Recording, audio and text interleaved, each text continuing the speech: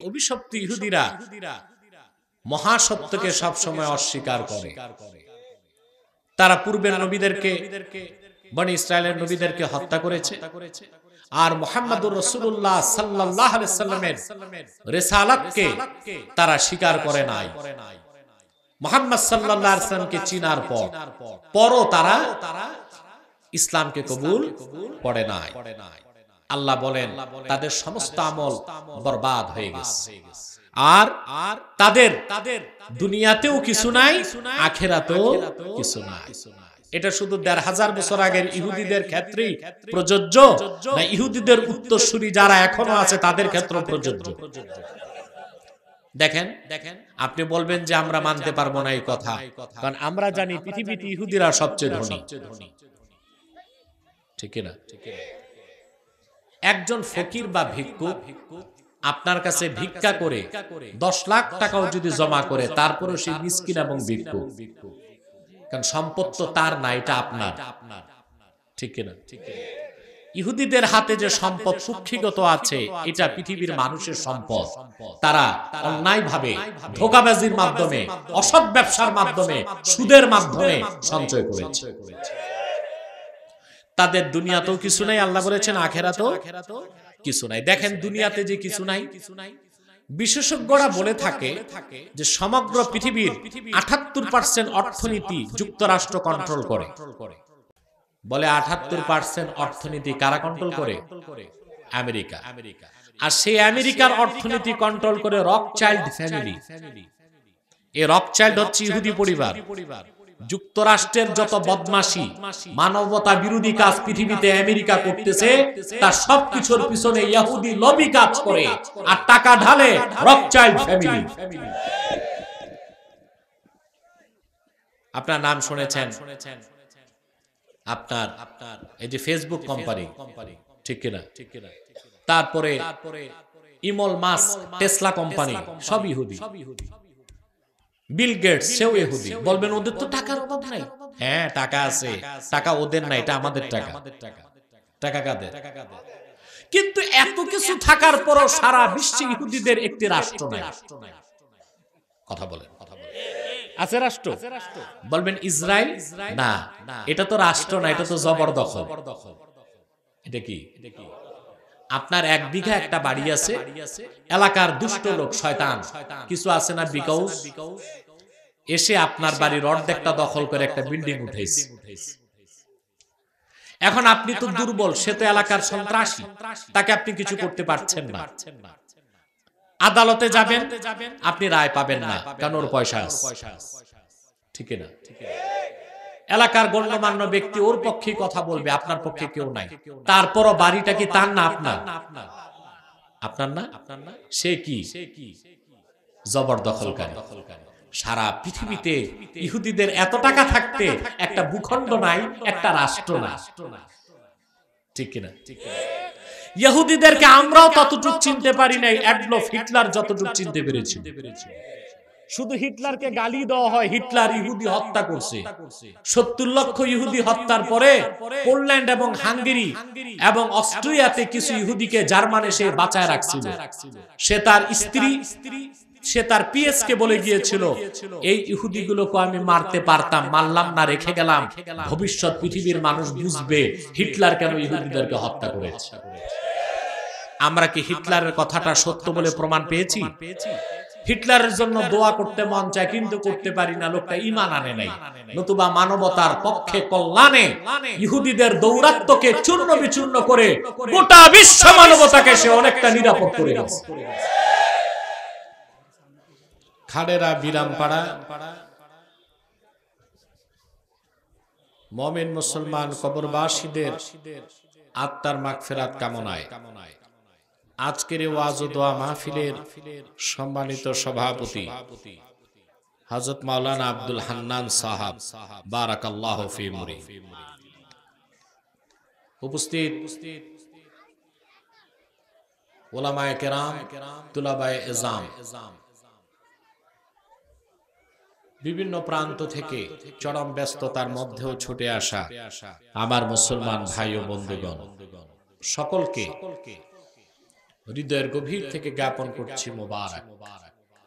সবটুকুন শুকরিয়া আল্লাহ সুবহানাহু ওয়া তাআলার জন্য, যিনি আজকের এই বরকতপূর্ণ মাহফিলে আমাদেরকে আসার বসার তৌফিক দান করেছেন। সেজন্য আসুন আমরা সকলে একবার অবনত চিত্তে হৃদয়ের আবেগ অনুভূতি উজাড় করে সমবেত কণ্ঠে বলি আলহামদুলিল্লাহ।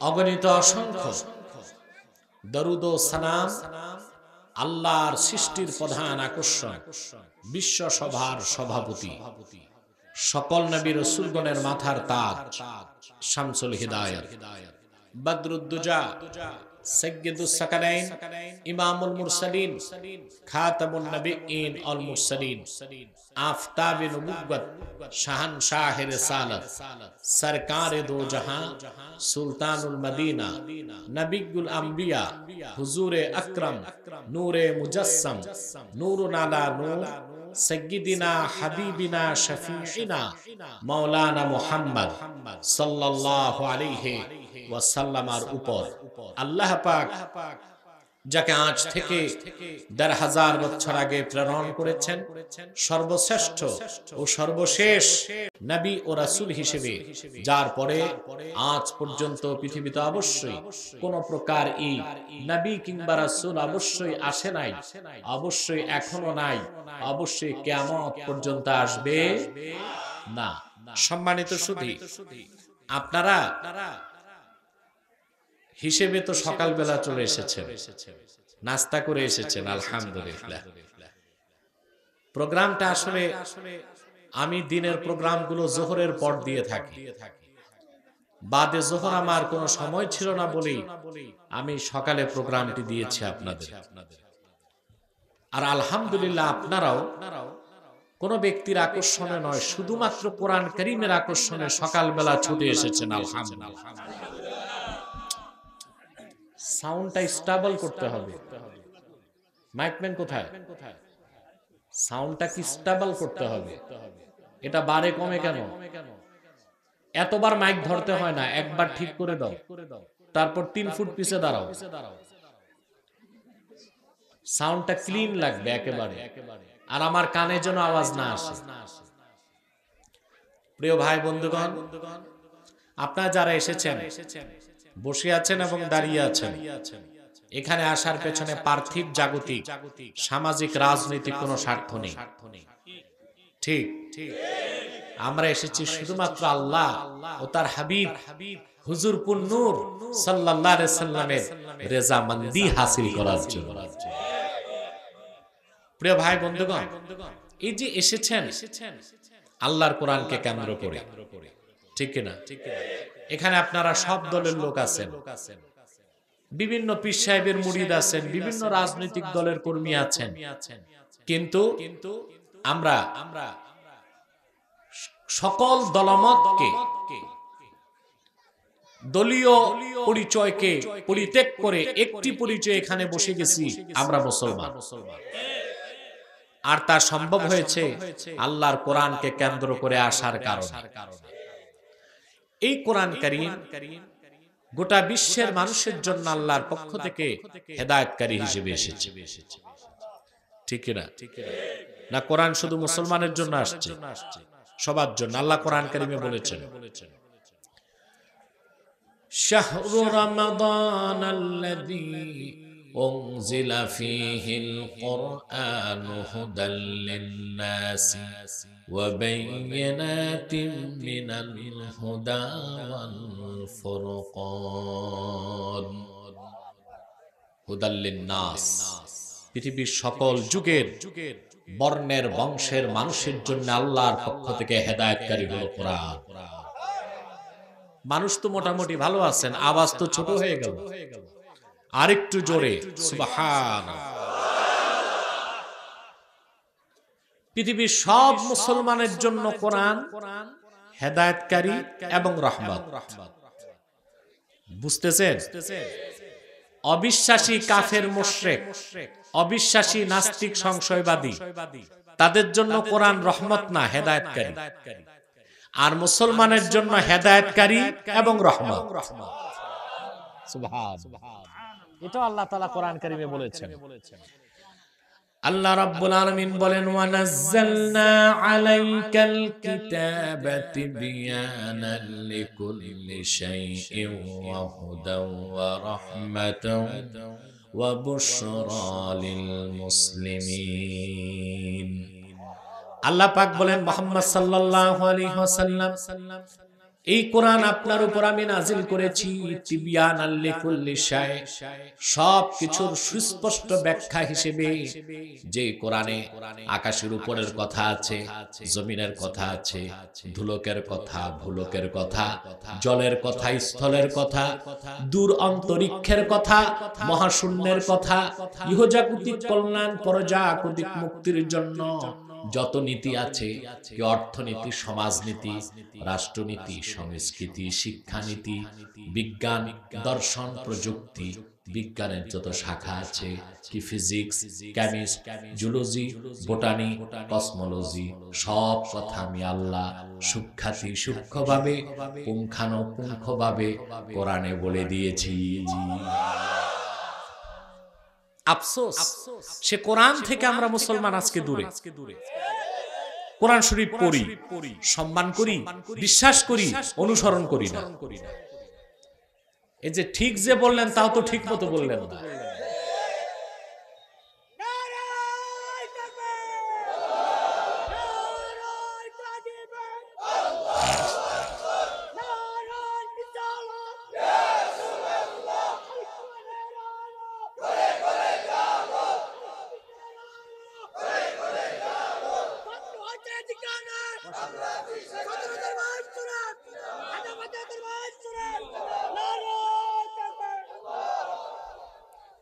প্রিয় ভাই বন্ধুগণ, বুড়া হলে কি হবে? পাওয়ার আছে। কারণ এ তো এম.এ. খালেক রহমতুল্লাহর আধ্যাত্মিক সন্তান। চতুরা বলাতে আমি বুঝতে পারছি, ভাবতেছিলাম জোয়ানরা চুপচাপ, বুড়া মানুষ খেপে গেল কেন? আমি একবার বলবো শুধু, যে ভাইরা দাঁড়িয়ে আছেন, আপনার যদি সামনে যে বসতেন, কোরআনের মাহফিলটা আরো সুন্দর হতো। আল্লাহর কোরআনের মাহফিল যত সুন্দর করতেন, আপনার কবরটা তত সুন্দর হতো। এখন যে ভাইরা দাঁড়িয়ে আছেন কেন আমি জানি না। আমাদের প্রোগ্রামে অনেক সময় অমুসলিমরাও আসে, হিন্দুরাও আসে, তারা বসতে লজ্জা পায়, দাঁড়িয়ে থাকে। আমরা তাদের বসতে বলি না, আমরা মনে করি যেভাবে খুশি তারা ওয়াজ শুনো। বাকি মুসলমান যারা আছেন আল্লাহর রাস্তে বসে যান।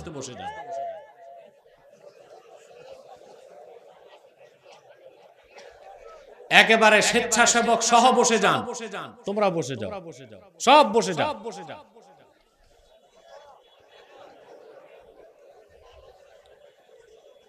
এবং সামনে যে বসার চেষ্টা করুন। আলহামদুলিল্লাহ, আপনারা বিশাল প্যান্ডেল করেছেন, আল্লাহর হুকুমে তা ধীরে ধীরে পূর্ণতায় রূপ নিচ্ছে। আলহামদুলিল্লাহ, আপনাদের সদিচ্ছার প্রয়োজন আছে মাহফিলের পরিবেশটি সুন্দর থেকে আরো সুন্দর হবার জন্য। কোনো সাউন্ড বা আওয়াজ হবে না। সম্মানিত সুধী, আল্লাহ বললেন ওয়া হুদা ওয়া রাহমা ওয়া বুশরা লিল মুসলিমিন। এ কোরআন পৃথিবীর সকল মুসলমানের জন্য হেদায়েতকারী, সুসংবাদের বাহন, রহমতের কান্ডার। সুবহানাল্লাহ। তাহলে সব মানুষের জন্য কোরআন হলো হেদায়েতকারী, মুসলমানের জন্য হেদায়েতকারী তো বটে, রহমত। ঠিক না? আমার ভাইয়েরা, মুসলমানগণের মধ্যে যারা টপ ক্লাসের মুমিন হয়ে যাবে, আল্লাহর কোরআনের সর্বোচ্চ উপকার তারাই পাবে। আল্লাহ পাক বলেন ওয়া নুনাজ্জিলু মিনাল কুরআনি মা হুয়া শিফাউন ওয়া রাহমাতুন লিল মুমিনিন ওয়া লা ইয়াজিদুজ যালিমিনা ইল্লা খাসারা। আল্লাহ রাব্বুল আলামিন বলেন মুহাম্মদ সাল্লাল্লাহু আলাইহি ওয়াসাল্লাম, আমি ধাপে ধাপে ক্রমে ক্রমে এই কোরআন আপনার উপর নাজিল করি শিফাউল লিল মুমিনিন, যা খাঁটি মুমিনদের আত্মার খোরাক, সকল রোগের মহাঔষধ। সুবহানাল্লাহ। সুবহানাল্লাহ। ওয়ালা ইয়াজিদুজ জালিমিনা ইল্লা খাসারা। আর যারা চোখ থাকতে অন্ধ, কপালটা মন্দ, জ্ঞান পাপী, ওইসব অবিশ্বাসীদের ক্ষতিটাই বেড়ে যায়। কারণ ওরা জেনে বুঝে সত্যকে মেনে নিতে চায় না, ঠিক না বলে? সম্মানিত সুধী, আজকে আমরা তেলাওয়াত করেছি সূরা আলে ইমরান 18 নম্বর আয়াত এবং 19 নম্বর আয়াতের অংশ বিশেষ। আমরা খুব সংক্ষেপে সহিহ হাদিসের দৃষ্টিকোণ থেকে নির্ভরযোগ্য মুফাসসিরগণের ব্যাখ্যার আলোকে কিছু কথা শুনব এবং আল্লাহর কোরআন থেকে কিছু মেসেজ, কিছু বার্তা নিয়ে বাড়ি যেতে চাই। লাখ লাখ টাকা খরচ করে মাহফিল হচ্ছে, আপনারা ওয়াজ শুনলেন কিন্তু কোনো মেসেজ নিয়ে গেলেন না, তাতে তো পূর্ণ কল্যাণ থেকে আপনারা বঞ্চিত, ঠিক কিনা? আমি সরাসরি মূল আলোচনায় প্রবেশ করছি। আমার সঙ্গে আপনারাও মন খুলে তেলাওয়াত করবেন, যেন প্রতিটি অক্ষরে নূর দিয়ে আল্লাহ আমাদের অন্তরকে আলোকিত করে দেন। কোন কার্পণ্য করবেন? জবান খুলে পড়েন। আউযু বিল্লাহি মিনাশ শাইতানির রাজীম। বিসমিল্লাহির রাহমানির রাহিম। শাহিদাল্লাহু আন্নাহু লা ইলাহা ইল্লা হুয়া ওয়াল মালাইকাতু ওয়া উলুল ইলমি কাইমান বিল কিসত। লা ইলাহা ইল্লা হুয়াল আজিজুল হাকীম। ইন্নাদ-দীনা ইনদাল্লাহিল ইসলাম। সাদাকাল্লাহুল আযীম। পড়ুন, সাদাকাল্লাহুল আযীম ওয়া সাদাকা রাসূলুহুন নবিয়্যুল কারীম ওয়া নাহনু আলা যালিকা মিনাশ শাহিদিন ওয়াশ শাকিরিন ওয়াল হামদু লিল্লাহি রাব্বিল আলামিন। মাইক খুব ভালো চলতেছে, আলহামদুলিল্লাহ। আর ধরো না, একটু দূরে যাও। জি, আলহামদুলিল্লাহ, খুব সুন্দর এখন সাউন্ড আছে। এটা ধরলে এখন আর সৌন্দর্যটা থাকবে না। মাইক ম্যানদের অভ্যাস হচ্ছে চুলকানির মতো একটু পর পর ধরে, সেজন্য বলছি একটু দূরেই থাকো। আপনারা তো কথা বুঝতে পারছেন। আল্লাহ পাক কোরআন কারীম সূরা আলে ইমরান 18 নম্বর আয়াতে ইরশাদ করেছেন, শাহিদাল্লাহু আন্নাহু লা ইলাহা ইল্লাহু। আল্লাহ নিজে সাক্ষী দেন যে নিশ্চয় আল্লাহ ছাড়া কোনো মাবুদ নাই। সুবহানাল্লাহ। আল্লাহ নিজে সাক্ষী দিলেন নিজের পক্ষে। ওয়াল মালাইকাতু ওয়া উলুল ইলমি কাইমান বিল কিসত। সমস্ত ফেরেশতা এ কথার সাক্ষী দেয় যে আল্লাহ ছাড়া কোনো মাবুদ নাই। এবং আল্লাহ যাদেরকে সুষ্ঠু জ্ঞান দান করেছেন, যে জ্ঞান দিয়ে ভালো মন্দের পার্থক্য করা যায়, এই রকম জ্ঞানীগণ সাক্ষী দেয় যে আল্লাহ ছাড়া কোনো ইলাহ নাই, মাবুদ নাই। তিনি আজিজ, মহাপরাক্রমশালী এবং হাকিম, মহাপ্রজ্ঞাময়। ইন্নাদ-দীনা ইনদাল্লাহিল ইসলাম। কেবলমাত্র শুধুমাত্র আল্লাহর কাছে মনোনীত দিন বা জীবন বিধান হচ্ছে ইসলাম। সুবহানাল্লাহ, সুবহানাল্লাহি বিহামদিহি। সম্মানিত সুধী, আমার দিকে তাকান। সাক্ষী দিলেন আল্লাহ নিজের পক্ষে। সুবহানাল্লাহ। তিনি ছাড়া কোনো মাবুদ। এই যে সাক্ষীর কথা শুনলেন, দিলেন কে সাক্ষী? সমস্ত কোরআন কালামুল্লাহ শরীফে এর চেয়ে বড় আর কোনো সাক্ষী নেই। হাদিসে বলা হয়েছে এই সাক্ষীকে আযমু শাহাদা, সবচেয়ে বড় সাক্ষী।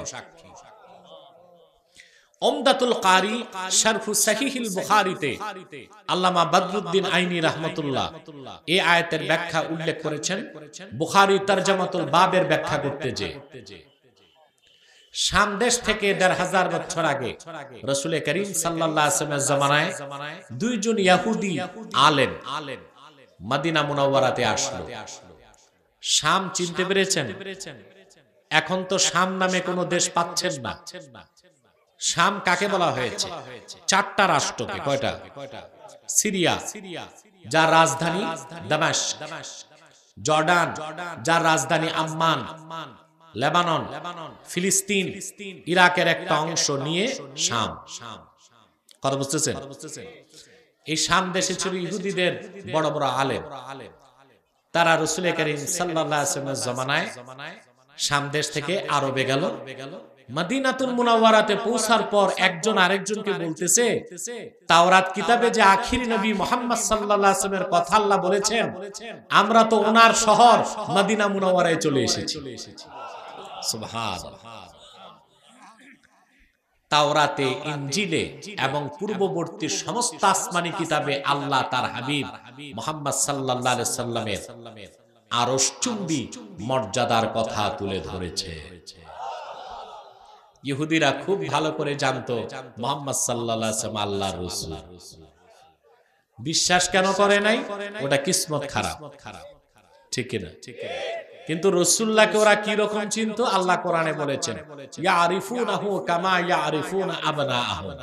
ওরা ওদের সন্তানদের যেভাবে চিনে তার চেয়ে স্পষ্টভাবে চিনে আমার রাসূল মুহাম্মদ সাল্লাল্লাহু আলাইহি ওয়াসাল্লাম আখিরি নবী। বুখারী শরীফে হাদিস এসেছে, আমাদের একজন আম্মা জান ছিলেন হযরত সাফিয়া। নাম শুনছেন না?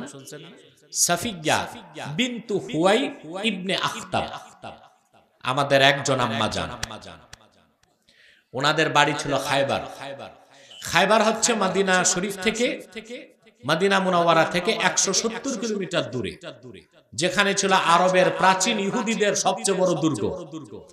আল্লাহর হুকুমে আমি গেছি, সেখানে দেখে আসছি খায়বার যুদ্ধের স্থানটা, দুর্গগুলো দেখে এসেছি। আল্লাহর হাবিব সাল্লাল্লাহু আলাইহি ওয়াসাল্লাম যখন খায়বার বিজয় করলেন, হযরত সাফিয়া বন্দী হলেন। বন্দী হওয়ার পর তিনি ইসলাম কবুল করলেন। সুবহানাল্লাহ। রাসূলুল্লাহর কাছে আবেদন করলেন, ইয়া রাসূলুল্লাহ, আমি অন্য কারো কাছে থাকতে চাই না, কারণ আমি হযরত হারুনের বংশধর, আমি আপনার কদমে থাকতে চাই। আল্লাহর হাবিব নিকাহ করলেন, তিনি উম্মতের আম্মা হবার সৌভাগ্য লাভ করলেন। আল্লাহ রাসূল দেখলেন হযরত সাফিয়ার ডান গালে 5 আঙ্গুলের দাগ। বললেন, সাফিয়া, এত জোরে তোমাকে কে মারছে? তিনি বলেন, ইয়া রাসূলুল্লাহ সাল্লাল্লাহু আলাইহি ওয়াসাল্লাম, আমার পূর্বের স্বামী আমাকে সজোরে থাপ্পড় দিয়েছে, সেজন্য তার 5 আঙ্গুলের দাগ লেগে আছে। আল্লাহর হাবিব বলেন, এত জোরে কেন মারছে তোমাকে? হযরত সাফিয়া বললেন, সকালবেলা আপনি খায়বার বিজয় করেছেন, রাতে ঘুমের মধ্যে স্বপ্নে দেখলাম পূর্ণিমার চাঁদ আমার ডান কোলে চলে এসেছে। আমি আমার পূর্বের স্বামী ইহুদিকে স্বপ্ন বলার সঙ্গে সঙ্গে সে সজোরে আমার গালে চপেটাঘাত করে বলল, বুঝতে পেরেছি অচিরেই তুমি মুহাম্মদ সাল্লাল্লাহু আলাইহি ওয়াসাল্লামের স্ত্রী হয়ে যাবা। আল্লাহু আকবার। স্বপ্নের ব্যাখ্যা বুঝতে পেরেছে, কিন্তু ঈমান আনতে পারে না। হযরত সাফিয়া বলেন, বুখারী শরীফে এই হাদিসটি এসেছে, আল্লাহ রাসূল সাল্লাল্লাহু আলাইহি ওয়াসাল্লাম যখন মক্কা থেকে হিজরত করে মদিনাতুল মুনাওয়ারাতে গেলেন, মক্কা মুকাররমা থেকে মদিনাতুল মুনাওয়ারাতে গেলেন,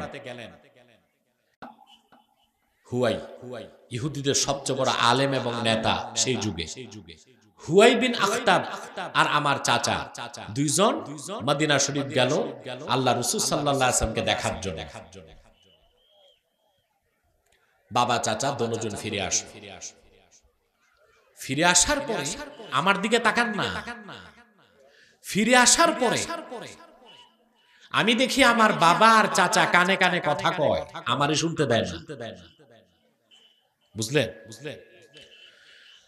কান পেতে শুনলাম। আমার চাচা আমার বাবাকে জিজ্ঞেস করলো, আহুয়া হুয়া, তাওরাত কিতাবে আল্লাহ তাআলা আখিরি নবীর কথা বলেছেন, আমরা যাকে দেখে আসলাম তিনি কি আখিরি নবী মুহাম্মদ সাল্লাল্লাহু আলাইহি সাল্লাম কিনা? আমার বাবা বলল, আমার চাচাকে আসতে বলো, মানুষ শুনে ফেলবে। তারপর শুনলাম বাবা বলল, মুসার মালিক আল্লাহর কসম, যাকে দেখে এসেছি তিনি মুহাম্মদ সাল্লাল্লাহু আলাইহি সাল্লাম, তিনি আল্লাহর আখিরি নবী। চাচা জিজ্ঞেস করলেন, তা আমরা তো এখন কি করব, মুসলমান হয়ে যাই দলে বলে? আমার বাবা বললেন, না, আমাদের তো ধারণা ছিল আখির নবী আসবেন বনি ইসরাইল থেকে, কিন্তু এসেছেন তিনি হযরত ইসমাইলের বংশে, অতএব আমরা ঈমান আনবো না, বিরোধিতাই করে যাব। এই ইউটিউব তোমরা তো ঝামেলা করে দিচ্ছ, আগে আসো না কেন? সাউন্ডটা একটু কানে লাগতেছে। হ্যাঁ, ঘুরায় দে। আমার কথা খেয়াল করতেছেন? আমি কি বুঝাতে চাইলাম? ইহুদিরা ভালো করে জানতো মুহাম্মদ সাল্লাল্লাহু আলাইহি ওয়াসাল্লাম আল্লাহর রাসূল, কিন্তু ঈমান আনে না। পারছি ঈমান আনতে? ঈমান আনতে কেন পারে নাই? কারণটা আল্লাহ বলে দিয়েছেন সূরা আলে ইমরানে, এবং বলেছেন তা 21 নম্বর আয়াতে। কত নাম্বার? আল্লাহ রাব্বুল আলামিন বলেন, ইন্নাল্লাযীনা ইয়াকফুরুনা বিআয়াতিল্লাহি ওয়া ইয়াকতুলুনান নাবিয়্যিনা বিগাইরি হক ওয়া ইয়াকতুলুনাল্লাযীনা ইয়া'মুরুনা বিল কিসতি মিনান নাসি ফাবাশশিরহুম বিআযাবিন আলীম। আল্লাহ পাক বলেন, নিশ্চয় যারা কুফর করেছে কাফের ইহুদি, বিশেষ করে ইহুদিরা, তারা আল্লাহর অনেক নবীকে কতল করছে। ইহুদিরা আল্লাহর আয়াতকে অস্বীকার করে, আর পূর্বে তারা বনি ইসরায়েলের অনেক নবীকে হত্যা করেছে। আর এই কারণেই আল্লাহ তাআলা তাকে মুহাম্মদ সাল্লাল্লাহু আলাইহি ওয়াসাল্লামের উম্মত হওয়ার সৌভাগ্য তাদেরকে, ইহুদিদেরকে দেন না। কথা বুঝতেছেন? আল্লাহ তাআলা তাদের ব্যাপারে বলে দিয়েছেন, উলাইকাল্লাযীনা হাবিতাত আ'মালুহুম ফিদ দুনিয়া ওয়াল আখিরাতি ওয়া মা লাহুম মিন নাসিরিন। এই অভিশপ্ত ইহুদিরা মহাসত্যকে সব সময় অস্বীকার করে। তারা পূর্বের নবীদেরকে, বনি ইসরায়েলের নবীদেরকে হত্যা করেছে, আর মুহাম্মদুর রাসূলুল্লাহ সাল্লাল্লাহু আলাইহি সাল্লামের রিসালাতকে তারা স্বীকার করে নাই। মুহাম্মদ সাল্লাল্লাহু আলাইহি সাল্লামকে চিনার পরও তারা ইসলামকে কবুল করে নাই। আল্লাহ বলেন, তাদের সমস্ত আমল বরবাদ হয়ে গেছে, আর তাদের দুনিয়াতেও কিছু নাই, আখিরাতেও কিছু নাই। এটা শুধু ১৫০০ বছর আগের ইহুদিদের ক্ষেত্রেই প্রযোজ্য, না ইহুদিদের উত্তরসূরি যারা এখনো আছে তাদের ক্ষেত্রেও প্রযোজ্য? দেখেন, আপনি বলবেন যে আমরা মানতে পারবো না এই কথা, কারণ আমরা জানি পৃথিবীতে ইহুদিরা সবচেয়ে ধনী, ঠিক না? একজন ফকির বা ভিক্ষুক আপনার কাছে ভিক্ষা করে ১০ লাখ টাকাও যদি জমা করে, তারপরও সে মিসকিন এবং ভিক্ষুক, কারণ সম্পদ তো তার না, এটা আপনার, ঠিক না? ইহুদিদের হাতে যে সম্পদ কুক্ষিগত আছে, এটা পৃথিবীর মানুষের সম্পদ। তারা অন্যায়ভাবে, ধোঁকাবাজির মাধ্যমে, অসৎ ব্যবসার মাধ্যমে, সুদের মাধ্যমে সঞ্চয় করেছে। তাদের দুনিয়াতেও কিছু নাই, আল্লাহ বলেছেন আখিরাতেও কিছু নাই। দেখেন, দুনিয়াতে যে কিছু নাই, বিশেষজ্ঞরা বলে থাকে যে সমগ্র পৃথিবীর ৭৮% অর্থনীতি যুক্তরাষ্ট্র কন্ট্রোল করে। বলে ৭৮% অর্থনীতি কারা কন্ট্রোল করে? আমেরিকা। আর সেই আমেরিকার অর্থনীতি কন্ট্রোল করে রকচাইল্ড ফ্যামিলি। এই রকচাইল্ড হচ্ছে ইহুদি পরিবার। যুক্তরাষ্ট্রের যত বদমাশি, মানবতা বিরোধী কাজ পৃথিবীতে আমেরিকা করতেছে, তার সবকিছুর পিছনে ইহুদি লবি কাজ করে, আর টাকা ঢালে রকচাইল্ড ফ্যামিলি। আপনার নাম শুনেছেন, আপনার এই যে ফেসবুক কোম্পানি, ঠিক কিনা? তারপরে ইমল মাস্ক, টেসলা কোম্পানি, সব ইহুদি। বিল গেটস, সেও ইহুদি। বলবেন ওদের তো টাকার অভাব নাই। হ্যাঁ, টাকা আছে, টাকা ওদের নাই, এটা আমাদের টাকা। টাকা কাদের? কিন্তু এত কিছু থাকার পরও সারা বিশ্বে ইহুদিদের একটি রাষ্ট্র নাই। কথা বলেন, আছে রাষ্ট্র? বলবেন ইসরায়েল, না এটা তো রাষ্ট্র না, এটা তো জবরদখল। এটা কি? আপনার 1 বিঘা একটা বাড়ি আছে, এলাকার দুষ্ট লোক শয়তান কিছু আছে না, বিকাউজ এসে আপনার বাড়ির অর্ধেকটা দখল করে একটা বিল্ডিং উঠেছে। এখন আপনি তো দুর্বল, সে তো এলাকার সন্ত্রাসী, তাকে আপনি কিছু করতে পারছেন না। আদালতে যাবেন, আপনি রায় পাবেন না, কারণ ওর পয়সা আছে, ঠিক না? এলাকার গণ্যমান্য ব্যক্তি ওর পক্ষে কথা বলবে, আপনার পক্ষে কেউ নাই। তারপরও বাড়িটা কি তার না আপনার? আপনার না? সে কি? জবরদখলকারী। সারা পৃথিবীতে ইহুদিদের এত টাকা থাকতে একটা ভূখণ্ড নাই, একটা রাষ্ট্র না, ঠিক কিনা? ইহুদিদেরকে আমরাও ততটুকু চিনতে পারি নাই অ্যাডলফ হিটলার যতটুকু চিনতে পেরেছি। শুধু হিটলারকে গালি দেওয়া হয়, হিটলার ইহুদি হত্যা করছে। 70 লক্ষ ইহুদি হত্যার পরে পোল্যান্ড এবং হাঙ্গেরি এবং অস্ট্রিয়াতে কিছু ইহুদিকে জার্মানে সে বাঁচায় রাখছিল। সে তার স্ত্রী, সে তার পিএস কে বলে গিয়েছিল, এই ইহুদিগুলোকে আমি মারতে পারতাম, মারলাম না, রেখে গেলাম, ভবিষ্যৎ পৃথিবীর মানুষ বুঝবে হিটলার কেন ইহুদিদেরকে হত্যা করেছে। আমরা কি হিটলারের কথাটা সত্য বলে প্রমাণ পেয়েছি? হিটলারের জন্য দোয়া করতে মন চায়, কিন্তু করতে পারি না, লোকটা ঈমান আনে নাই। নতুবা মানবতার পক্ষে কল্যাণে ইহুদিদের দৌরাত্ম্যকে চূর্ণ বিচূর্ণ করে গোটা বিশ্ব মানবতাকে সে অনেকটা নিরাপদ করে গেছে। যে কি কথা বোঝাতে চাইলাম, ইহুদিরা মনে প্রাণে জানতো মুহাম্মদ সাল্লাল্লাহু আলাইহি ওয়াসাল্লাম আল্লাহর রাসূল। 1000 বছর আগে ইহুদিরা ভালো করে জানতো, কিন্তু ঈমান আনে নাই। খুব ভালো কিসমত কিছু ইহুদির ছিল, তারা ঈমান এনেছে। তো 2 জন ইহুদি সামদেশ থেকে গেল মদিনাতুল মুনাওয়ারায়।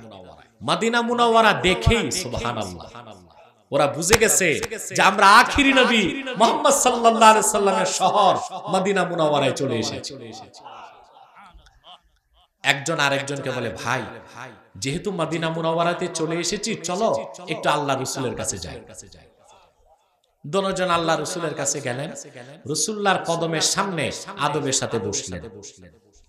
আর কোন riwayate এসেছে আল্লাহর রাসূলের নূরের কদম চুমু খেল। তারপরে ইহুদি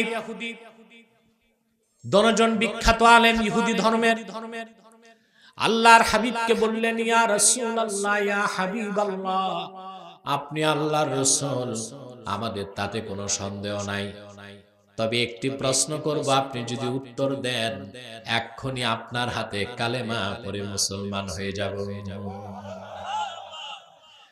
আল্লাহর হাবিব বললেন, কি প্রশ্ন বলো। প্রশ্ন করলো তারা, আইয়ু শাহাদাতিন আযমু ফি কিতাবিল্লাহ, আল্লাহর এলেমে, আল্লাহর কিতাবে সবচেয়ে বড় সাক্ষী কোনটি একটু বলুন। প্রশ্ন করতে দেরি, জিবরিল আসতে দেরি হলো না। আল্লাহ সূরা আলে ইমরানের 18 নম্বর আয়াত নাযিল করে দিলেন, শাহিদাল্লাহু আন্নাহু লা ইলাহা ইল্লাহু ওয়াল মালাইকাতু ওয়া উলুল ইলমি কাইমান বিল কিসত লা ইলাহা ইল্লা হুয়াল আজিজুল হাকীম। জবাব পেয়ে গেল তারা। দুজন ইহুদি মস্তক নত করে বলল, হাতি ইয়াদাক নুবাইউকা ইয়া রাসূলুল্লাহ, আয় আল্লাহর রাসূল, আর দেরি করতে চাই না, আপনার নূরের হাতটা প্রসারিত করে দেন, এখনই আমরা আপনার হাতে হাত রেখে মুসলমান হয়ে যাব। রাসূলুল্লাহর হাতে হাত রেখে দুজন ইহুদি ধর্মের শ্রেষ্ঠ আলেম কালেমা পড়ে মুসলমান হয়ে গেল। লা ইলাহা ইল্লাল্লাহ মুহাম্মাদুর রাসূলুল্লাহ সাল্লাল্লাহু আলাইহি ওয়াসাল্লাম। আয়াতের ব্যাখ্যাটা বুঝছেন? কেন এই আয়াত নাজিল হয়েছে তা তো বুঝলেন? সুবহানাল্লাহ। এখন প্রশ্ন, এই সাক্ষীটা সবচেয়ে বড় সাক্ষী কেন? প্রশ্ন আসে না? তার প্রথম কারণ এক, খেয়াল করেন, সাক্ষীটা আল্লাহ নিজে দিয়েছেন নিজের পক্ষে। সুবহানাল্লাহ। দুই, আল্লাহর এই সাক্ষীটা পৃথিবীর মানুষকে দিয়েছে লক্ষাধিক নবী রাসূল। সুবহান। আল্লাহর পক্ষ থেকে যত নবী এসেছেন তাদের মূল দাওয়াত ছিল 5টি। কয়টি? লাখের উপর নবী এসেছে, তাদের বিশ্ববাসীর কাছে মূল মেসেজ ছিল 5টি। তার প্রথম কথা, যে কথায় লাখের উপর নবী একমত ছিলেন, তা হচ্ছে আল্লাহ কোরআনে বলেছেন, আনযিরু আন্নাহু লা ইলাহা ইল্লা আনা ফাত্তাকুন। সকল নবীর প্রথম দাওয়াত ছিল একটাই, লা ইলাহা ইল্লাল্লাহ, আল্লাহ ছাড়া আকাশে জমিনে কোনো মাবুদ না। কয়টা দাওয়াত? জোরে বলেন। নবীগণের শরীয়ত কিন্তু পার্থক্য ছিল, কনস্টিটিউশন সংবিধান যা আসতো পার্থক্য ছিল। যেমন নূহ আলাইহিস সালামের শরীয়তের আগে ভাই বোন বিয়ে করা জায়েজ ছিল। নূহ আলাইহিস সালামের শরীয়তে আল্লাহ ভাই বোন বিয়ে হারাম করে দিয়েছেন। ইউসুফ আলাইহিস সালাম থেকে একেবারে শুরু থেকে ইউসুফ থেকে ঈসা পর্যন্ত সব নবীর শরীয়তে তাজিমি সাজদা জায়েজ ছিল, মানুষ মানুষকে সাজদা করতে পারত। কিন্তু আখিরি নবী মুহাম্মদ সাল্লাল্লাহু আলাইহি ওয়াসাল্লামের শরীয়তে ১৫০০ বছর আগে আল্লাহ তাআলা সকল প্রকার সাজদা গায়রুল্লাহর জন্য হারাম করে দিয়েছেন, শিরক বানায় দিয়েছেন। এখন আর তাজিমি সাজদা বলতে কোনো কিছু নাই, কোনো কিছু। এগুলো করেন না তো আপনারা?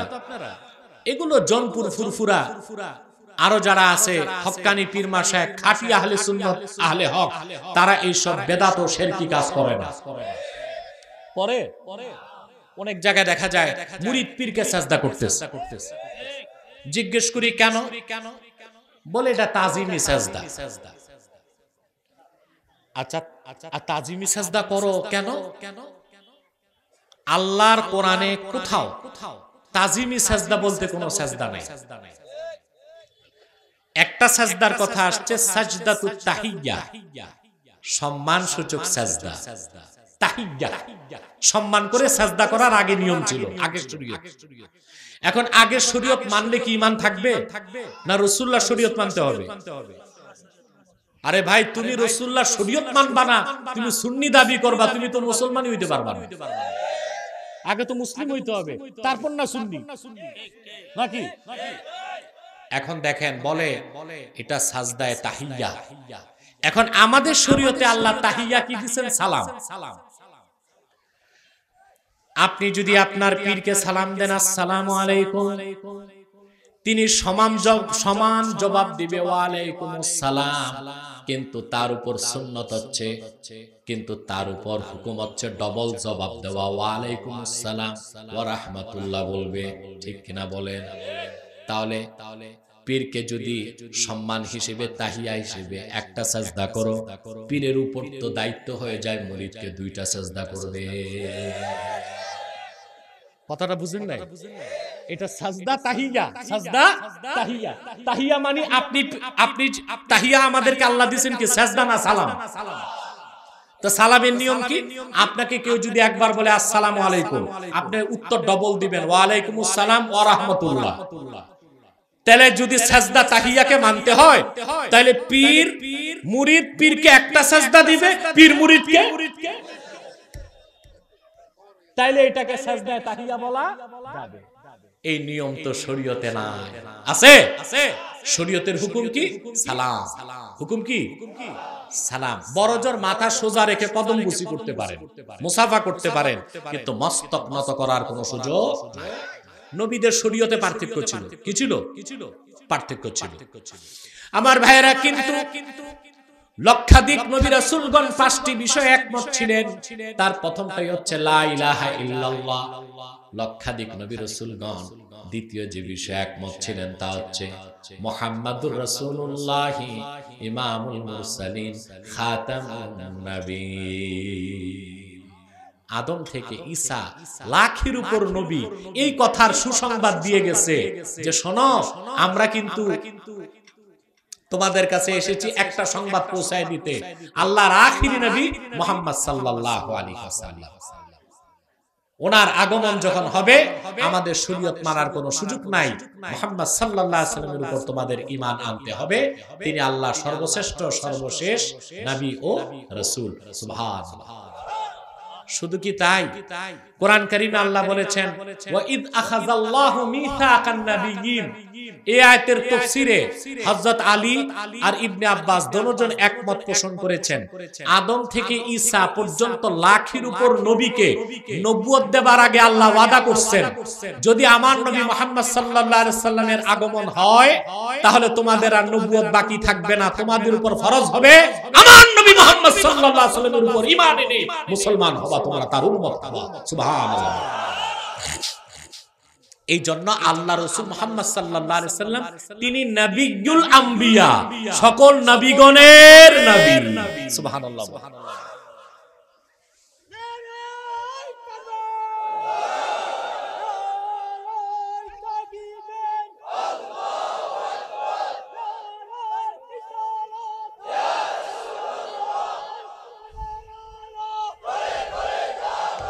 তাহলে কথা বুঝতেছেন, আল্লাহ রাসূল হচ্ছেন নবিয়ুল আম্বিয়া, সকল নবীগণের নবী। রাসূলুল্লাহ বলেছেন হাদিস, লাউ কানা মূসা হাইয়া মা ওয়াসাআহু ইল্লা ইত্তিবাই, যদি এখন মূসা আলাইহিস সালাম বেঁচে থাকতো আমি মুহাম্মদ সাল্লাল্লাহু আলাইহি সাল্লামের উম্মত না হলে তার নিস্তারের উপায় থাকতো না। আল্লাহু আকবার, আল্লাহু আকবার। মাইক ইকো চলবে না, ইকো দিয়ে রাখ, এতবার বুঝানোর পরও বুঝতে চায় না, ইকো থাকবে না মাইকে। সম্মানিত শুধু কথা খেয়াল করতেছেন, কয়টা বিষয়ে সব নবীগণ একমত ছিলেন? তৃতীয় যে বিষয়ে সব নবীগণ একমত ছিলেন তা হচ্ছে আখিরাত, পরকালের বিশ্বাস। চতুর্থ যে বিষয়ে সব নবী একমত ছিলেন তা হচ্ছে ইবাদত লিল্লাহি ওয়াহদা, ইবাদত হবে কার? পঞ্চম যে বিষয়ে সব নবী একমত ছিলেন, এমন একজন নবী আল্লাহর কাছ থেকে আসেন নাই যিনি নিজে নামাজ পড়েন নাই, নামাজ পড়তে বলেন। কয়টা বিষয় হলো? এবার আপনারা লক্ষ্য করে দেখেন, প্রথম বিষয়টাই ছিল লা ইলাহা ইল্লাল্লাহ, তাহলে আল্লাহ ছাড়া কোনো মালিক নাই, মাবুদ নাই, ইলাহ নাই, এটার সাক্ষী আল্লাহ নিজে দিয়েছেন এবং লক্ষাধিক নবী রাসূল দিয়েছেন। এর চেয়ে বড় সাক্ষী কি আর হতে পারে? শুধু তাই নয়, আল্লাহ পাক বলেন সমস্ত ফেরেশতা সাক্ষী দেয় আল্লাহ ছাড়া কোনো ইলাহ নাই। শুধু তাই নয়, আল্লাহ যাদেরকে ইলম দিয়েছেন, যে ইলম ভালো মন্দের পার্থক্য করতে পারে, তারাও সাক্ষী দেয় আল্লাহ ছাড়া কোনো ইলাহ নাই। স্রষ্টা আমার আল্লাহ আছেন, ছিলেন, থাকবেন, এটা বোঝার জন্য অনেক ইলম লাগবে নাকি? কথা বলেন, কমন সেন্স যথেষ্ট। সৃষ্টি যতটুকু বাস্তব তার চেয়ে অনেক বড় সত্য স্রষ্টা। কারণ স্রষ্টার কথা, স্রষ্টাকে বাদ দিয়ে সৃষ্টিকে চিন্তা করা যায়? কথা বুঝতেছেন?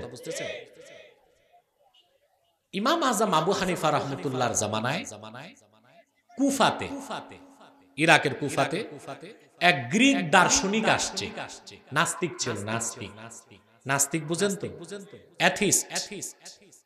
আমরা মনে করি লেফটিস্টরা নাস্তিক, সব লেফটিস্ট নাস্তিক না, আস্তিক হতে পারে। সে অ্যাথিস্ট হচ্ছে নাস্তিক, পরকাল বিশ্বাস করে না, কবর বিশ্বাস করে না, মহান স্রষ্টার তাওহীদকে বিশ্বাস করে না। গ্রিক দার্শনিক সে আসছে কুফাতে আর প্রচার করতে লাগছে এই আকাশ জমিন মানুষ এগুলো বানানোর জন্য স্রষ্টার প্রয়োজন কেন হবে? এসব এমনি হইছে। নাউজুবিল্লাহ। এরকম নাস্তিক দেশে আছে না নাই? আছে। এই যে নাস্তিক, সংশয়বাদী, এগুলোর থিওরি নতুন না, এগুলো তাদের বাপ দাদা পরদাদারা দিয়ে গেছে। পুরান নাস্তিকদের থিওরিকে নতুন ভাবে উপস্থাপন করা হয়। ইমাম আজমের যুগে এরকম নাস্তিক ছিল। বাহাসের ডেট নির্ধারিত হলো, নির্ধারিত সময়ে বাহাস হবে বাগদাদে। ইমাম আজম আবু হানিফা রাহমাতুল্লাহ বাহাসের সময়ের 3 ঘন্টা পর উপস্থিত হলেন। নাস্তিক তো ক্ষেপে আগুন। ইমাম আজম ওয়াদা ঠিক রাখে নাই, তার সাথে কোনো বাহাস নাই, তার ঈমান নাই, ওইটা খবর নাই, কিন্তু ইমাম সাহেব ওয়াদা ঠিক রাখে নাই, এটা বড় গুনাহ হয়ে গেছে। আমাদের দেশে কিছু মানুষ আছে সমাজে, দেখবেন 1 ওয়াক্ত নামাজ পড়ে না, 6 ওয়াক্ত মদ খায়, কিন্তু দূরবীনটা ইমাম সাহেবের দিকে লাগায় রাখে। আছে কিছু মানুষ সমাজে 1 ওয়াক্ত নামাজ পড়ে না, 6 ওয়াক্ত মদ খায়, কিন্তু যত দোষ ধরবি ইমাম সাহেবের। ইমাম সাহেব কি করলো না করলো এই এক চিন্তায় ব্যস্ত, সে ঠিক মতো নামাজও পড়ে না। নাস্তিক বলে ইমাম আজমের সাথে কোনো বাহাস নাই, তিনি ওয়াদা বরখেলাফ করছেন। ইমাম আজম বললেন ঠিক আছে, বাহাস নাই করলা, দেরি যে কেন হয়েছে তা তো শুনবা। বলেন, দেখো আমি যখন বাহাসে আসবো, ফোরাত নদীর তীরে এসে দাঁড়ায় দেখলাম কোনো নৌকা নাই, কেমন করে পার হবে? দাঁড়ায় আছি, হঠাৎ দেখি নদীর কূলে একটা বৃক্ষ হয়ে গেছে। আন্দাজি সুবহানাল্লাহ কইয়া না, আগে শোনেন। কিছুক্ষণ পর দেখলাম গাছ নিজে নিজে তক্তা হয়ে গেছে। তারপরে তো অবাক করা কাণ্ড, মিস্ত্রি নাই, তক্তা সব জোড়া লেগে জুতসই একটা নৌকা হয়ে গেছে। তারপর দেখি মাঝি মাল্লা নাই, লগিও নাই, বৈঠাও নাই। আমি নৌকায় বসলাম, নৌকা আস্তে করে আমাকে এপার নিয়ে আসছে। এই সব কাজ হইতে 3 ঘন্টা সময় লেগে গেছে। নাস্তিক কয় দেখছেন আপনাদের ইমাম সাহেবের মাথা কতটুকু নষ্ট হয়েছে। গাছ না কাটলে কি তক্তা হয়? মিস্ত্রি কারিগর ছাড়া কি নৌকা হয়? মাঝি মাল্লা ছাড়া, লগি বৈঠা ছাড়া নৌকা চলে? ইমামে আজম বললেন সামান্য একটি নৌকা যদি কারিগর ছাড়া হতে না পারে, আর তার পরিচালনার জন্য যদি একজন মাঝি মাল্লা লাগে, এই আকাশ জমিন এত দুবাইয়ের মাঝে যা কিছু আছে, নদী নালা, বৃক্ষলতা, তরুলতা, সূর্য চন্দ্র নক্ষত্র গ্রহ গ্রহণপুঞ্জ নিহারিকা ধূমকেতু, এই বিশাল সৃষ্টি বিনা কারিগরে কেমন করে হয়ে যায়? গোটা সৃষ্টি জগতের যিনি কারিগর, স্রষ্টা আর নিয়ন্ত্রণকারী, তিনি হলেন আল্লাহ রাব্বুল আলামিন। নাস্তিক সাথে সাথে ঈমান এনে মুসলমান হয়ে গেছে, বলেন সুবহানাল্লাহ। অতএব গোটা সৃষ্টি জগতের একজন স্রষ্টা আছেন, তা বুঝার জন্য কোনো এলেমের প্রয়োজন নাই। এতটুক যথেষ্ট মানুষ হওয়া। কি হওয়া?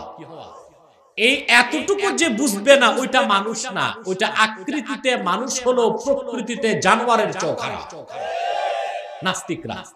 আল্লাহ তাআলা কোরআন কারীমে বলেছেন, আল্লাহ রাব্বুল আলামিন কোরআন কারীমে বলেন, যারা অবিশ্বাসী নাস্তিক কাফের মুশরিকদের ব্যাপারে বলেন, উলাইকা কাল আনআমি বাল হুম আদাল উলাইকা হুমুল গাফিলুন। ওরা চতুষ্পদ জানোয়ার সদৃশ, বরং এর চেয়েও খারাপ। চতুষ্পদ জানোয়ার চিনেন? কুকুর, বিড়াল। নাস্তিক, অবিশ্বাসী এবং নাস্তিক এর চেয়েও খারাপ। কারণ আপনি একটি কুকুরকে হাড় হাড্ডি খেতে দিবেন, সারা রাত সে দাঁড়ায় আপনার দরজায় চোর পাহারা দিবে। সে চিনে আপনি তার মালিক। একটি বিড়ালকে 1 বাটি দুধ খাওয়াবেন, বিড়াল আপনার পিছন ছাড়বে না, আপনি মালিক, এটা সে চিনে ফেলে। ঠিক কিনা? যখন কৃষক ক্ষেত খামারে বলদ দিয়ে হাল চাষ করে, বলদ কৃষকের কমান্ড শুনে, যখন বলে হাট, হাটে, বলে থাম, থামে। কি আশ্চর্য! একটি বিড়াল তার মালিক চিনে, একটি কুকুর তার মালিক চিনে, একটি বলদ তার মালিক চিনে। নাস্তিক হচ্ছে সে নিকৃষ্ট প্রাণী যে তার মালিক আল্লাহ রাব্বুল আলামিনকে চিনতে পারে না। এই জন্য আল্লাহ বলেছেন ওরা চতুষ্পদ জানোয়ার থেকে নিকৃষ্ট। ঠিক কিনা? মহান আল্লাহ আমাদের স্রষ্টা, এটা বুঝার জন্য কমন সেন্স যথেষ্ট।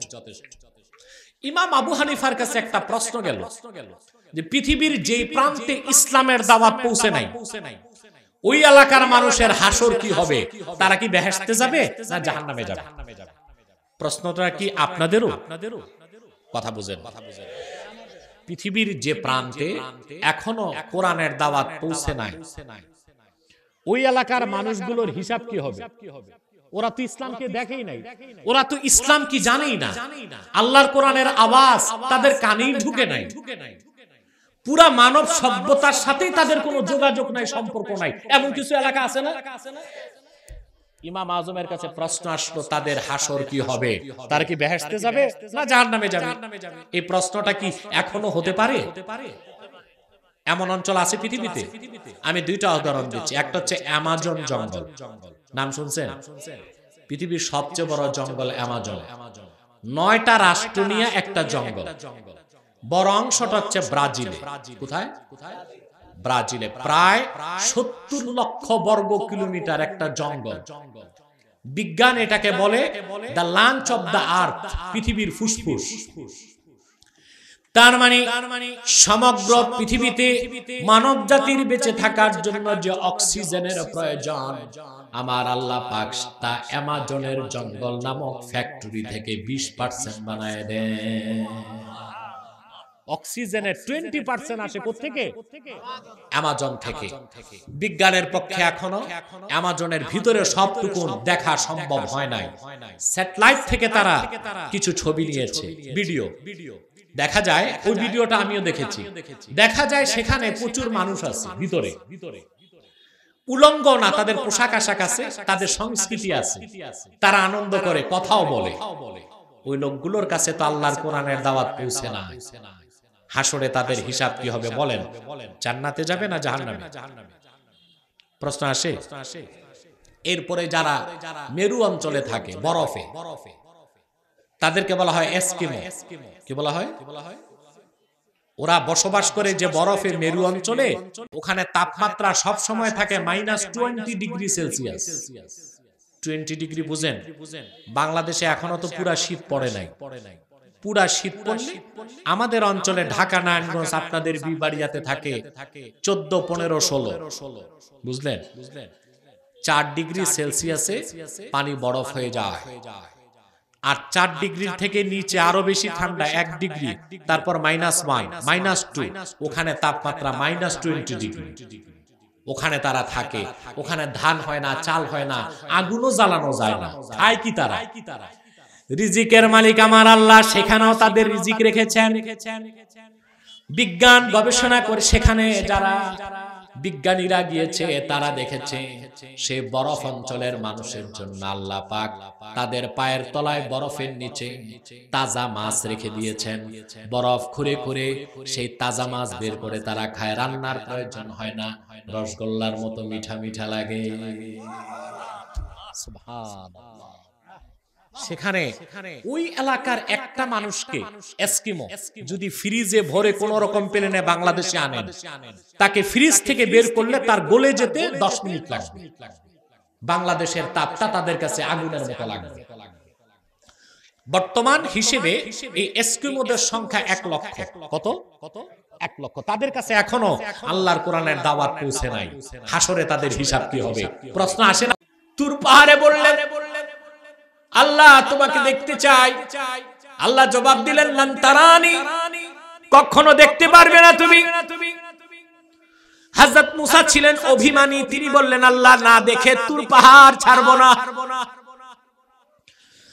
তোমার ভালোবাসার ঢেউ আমার অন্তরে এমন ভাবে ঝড় তুলেছে আল্লাহ, তোমার দিদার নসিব না হলে আমি মুসা তুর পাহাড় ছাড়বো না।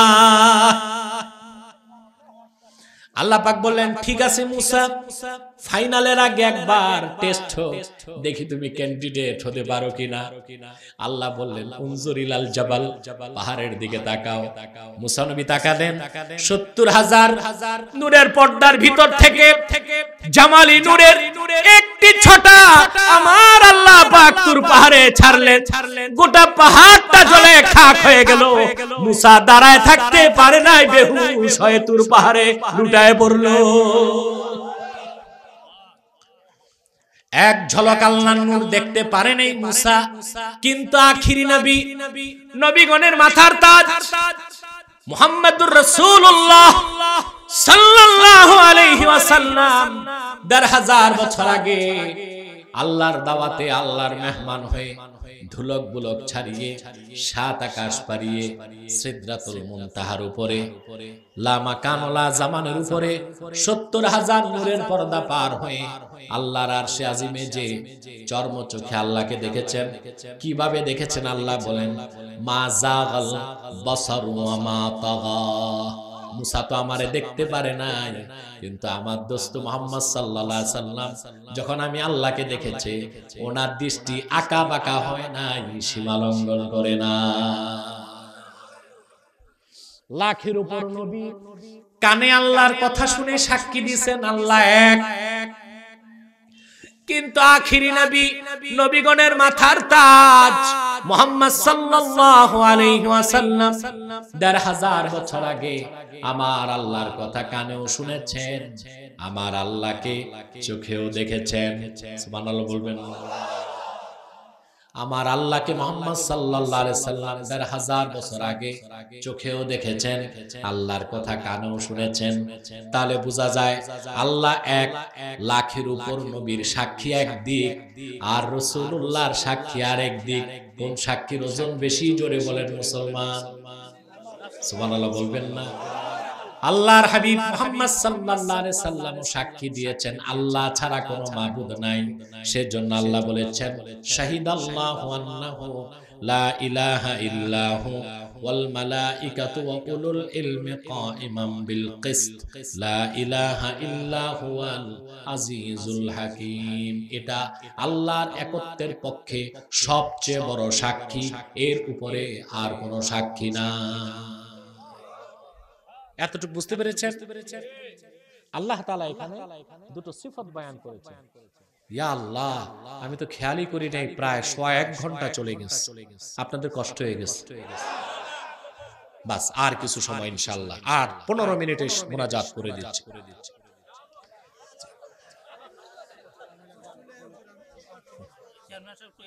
হ্যাঁ হ্যাঁ হ্যাঁ ইনশাআল্লাহ সব ঠিক, কিন্তু টাইমের কিছু লিমিটেশন আছে, তো আমি সেই দিকটা লক্ষ্য রাখবো। তারপরও আরো প্রয়োজনীয় কথাগুলো বলে দিচ্ছি। সম্মানিত সুধী, আপনারা এখনো যারা দাঁড়িয়ে আছেন, আপনাদের বসাইতে পারলাম না। জিন্সের প্যান্ট ছাড়া যারা আছেন বসে যান, এরা বসতে পারে না। আমি বুঝি না, এই জিন্সের প্যান্ট যারা পরে, এটা কি সেলাই করার পর পা ঢুকায়, না পা ঢুকানোর পর সেলাই করে, এটা জানি না। এদেরকে বসতেও বলতে পারি না, কারণ এরা বসলেই তো চিচেন ফাঁক, তারা ছাড়া বাকিরা বসে অন্তত। প্রিয় ভাই বন্ধুরা, এরপর আল্লাহ তাআলা আল্লাহর দুটো সিফত উল্লেখ করেছেন। কয়টা সিফত? ভালো করে শোনেন। একটি হলো আজিজ, একটি কি, আর একটা হলো হাকিম। আজিজ শব্দের বাংলা অর্থ করা হয় পরাক্রমশালী। কি অর্থ করা হয়? এই অর্থটা পরিপূর্ণ হবে না। আজিজ শব্দের সবচেয়ে সুন্দর ব্যাখ্যা করেছেন ইমাম ফখরুদ্দিন রাজি তাফসীর কাবীরে। তিনি বলেন, আল আজিজ আল্লাযী লা ইউজাদু লাহু মিসলুন। আজিজ বলা হয় তাকে, আকাশ ও জমিনে যার কোনো মেসাল নাই, উদাহরণ নাই, দৃষ্টান্ত নাই। তারপর আজিজ শব্দের ব্যাখ্যায় তিনি লেখেন, ওয়াকাদ আজমা আল উলামাউ মিন উম্মতি মুহাম্মাদিন সাল্লাল্লাহু আলাইহি ওয়াসাল্লাম আন্নাল্লাহ আযজা ওয়া জাল্লা মুনাজ্জাহুম মিনাল জিসমি। উম্মতে মুহাম্মাদের সকল আলেম একমত, আমার আল্লাহ নিরাকার। আপনাদের বিশ্বাস তো এটাই? সকল আকারের স্রষ্টা আমার আল্লাহ নিরাকার। সকল আকারের স্রষ্টা আমার আল্লাহ নিরাকার। কথা বুঝতেছেন? এ মিয়া, তোমরা দুই একজন লোক উঠাউঠি করতেছো কেন? একটি লোক দাঁড়াবার চেষ্টা করবা না। কিছুক্ষণ পরে মুনাজাত ইনশাআল্লাহ। আকীদা ঠিক করেন। আহলুস সুন্নাহ ওয়াল জামাতের সকল ইমাম একমত, সকল আকারের স্রষ্টা আমার আল্লাহ নিরাকার। সুবহানাল্লাহ। এখন লামাযহাবী ভাইরা দলিল দিতে পারে, আছে আপনাদের এলাকায় লামাযহাবী? আহলে হাদিস যে বলে, আসলে তারা লামাযহাবী, তাদের কল্যাণে কথাটা বলছি। এই ভাইদেরকে বলবো, তারা বলতে পারে যে কি, তারা বলতে পারে যে আল্লাহ তো কোরআনে তার হাতের কথা বলছেন, ইয়াদুল্লাহি ফাওকা আইদিহিম, তাদের হাতের উপর আল্লাহর হাত বলছেন না? তা আল্লাহর যেহেতু হাত আছে তো আকার আছে। আরে ভাই, আল্লাহ তো নিজের চেহারার কথাও বলছেন, ওয়ায়াবকা ওয়াজহু রাব্বিক, চেহারার কথাও বলছেন। তাই বলে আল্লাহর আকার আছে তা বলা যাবে না।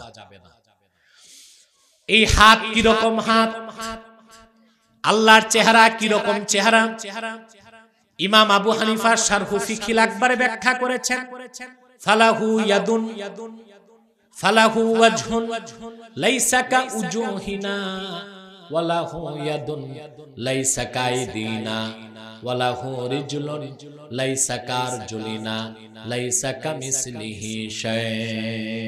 আমার আল্লাহর চেহারা আছে, আমাদের মতো চেহারা নয়। আমার আল্লাহর হাত আছে, আমাদের মতো হাত নয়। আমার আল্লাহর কদম আছে, আমাদের মতো কদম নয়। তাহলে কি রকম হাত আছে, চেহারা আছে, কি রকম হাত আছে, কদম আছে? ফালাহু ইয়াদুন কামা ইয়ালিকু বিশানিহি, আমার আল্লাহর যেই রকম হাত থাকা দরকার ওই রকমই হাত আছে। সেটা তোমার আমার মতো 5 আঙ্গুলের হাত নয়। তাহলে আকীদাটা স্পষ্ট করেন। কেউ যদি বলে আল্লাহর হাত আছে বলা যাবে না, সে কাফের হয়ে যাবে। কারণ কোরআনে আছে ইয়াদুল্লাহ, এটা আল্লাহর সিফাত। আল্লাহর সিফাতকে অস্বীকার করলে ঈমান থাকবে? আবার কেউ যদি বলে আল্লাহর হাত তো আমাদের মতোই 5 আঙ্গুল বিশিষ্ট, এটা শিরক। যারা বলবে হাত নাই তারা কাফের হয়ে যাবে, তারা মুআত্তিলা। আর যারা বলবে হাত আছে আমাদের মতোই, তারা মুশরিক হয়ে যাবে, তারা মুজাসসিমা। আমাদের আকীদা হচ্ছে মাঝামাঝি, আমাদের আকীদা হচ্ছে সুস্পষ্ট আহলুস সুন্নাহ ওয়াল জামাতের আকীদা। সেটা কি? আল্লাহর হাত আছে, কি রকম তা আমরা জানি না। যে রকম হাত থাকা দরকার ওই রকম হাত আছে, সুবহানাল্লাহ। যে রকম হাত থাকা দরকার ওই রকম হাত আছে, সুবহানাল্লাহ। তাহলে আজিজ অর্থ কি? পরাক্রমশালী। জি, বাংলাতে এতটুকু করতে হয় অর্থ বোঝার জন্য, কিন্তু আসল অর্থ আল্লাযী লা ইউজাদু লাহু মিসলুন, আকাশ ও জমিনে যার কোনো মেসাল নাই। এখন যদি বলেন আল্লাহর আমাদের মতোই হাত আছে, তাহলে তো আপনি মেসাল দিলেন। ঈমান থাকবে? আমি কি বুঝাতে পারলাম? আল্লাহ আজিজ। আল্লাহ কি? 2 নাম্বার হাকিম। হাকিম মানে জুল হিকমা, অর্থাৎ সকল ইলম ও প্রজ্ঞার স্রষ্টা আমার আল্লাহ। এবার আসেন 19 নাম্বার আয়াতের অংশটা তরজমা করে আমরা মুনাজাত করব। ইন্নাদ দীনা ইনদাল্লাহিল ইসলাম, আল্লাহর কাছে একমাত্র মনোনীত